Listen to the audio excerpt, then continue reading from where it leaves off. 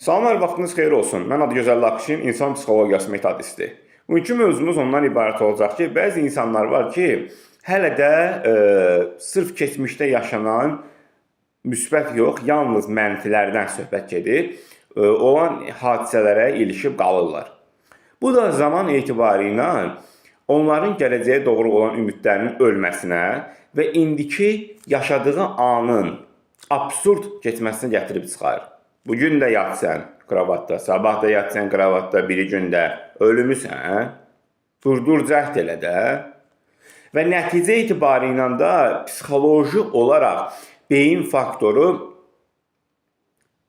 gəzir ruh kimi, ölü kimi eynən keçmişi düşünərək və bundan bu formada qurtula bilərsiniz. Həmin sizi keçmişdə narahat edən bir şey. Əgər ananız ölübsə, bacınız ölübsə, qardaşınız ölübsə, yəni dünyasını dəyişən insanlar varsa, bunlar artıq getdi, bunu qəbullanmalısan.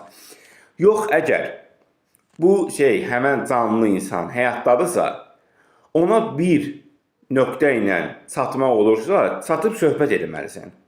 Həmən adamla söhbəti kənara qoyub, gedib psixologiya sahəsindən bir psixoloqdur, terapevt sahəsindən bir tip sahəsindən, belə deyək, pedagogikadan olan bir şəxsi və ya bir başqa bir bölmə gedib onunla söhbət edəsən, yenə də sən xeyir tapmayasın, əksər sən ziyan tapasın. Çünki problemin qaynağı orada doğru getməlisən.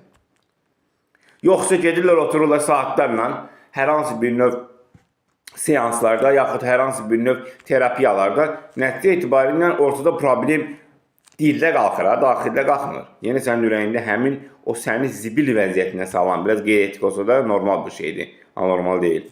Səni zibil vəziyyətinə salan insan artıq həyatında da sən düzələ bilmirsən və nəticədə gedib üzrə gəlməlisən ki, sən səhvivi də, doğrunu da biləsən. Bu qədər. Çalışın bu kimi məqamlara diqqət edin. Seanslarımız əyani və onlayn şəkildə həyata keçirilir. Qoşulmaq istəyənlər şəxsi mesaj bölməsinə məlumat verə bilərlər.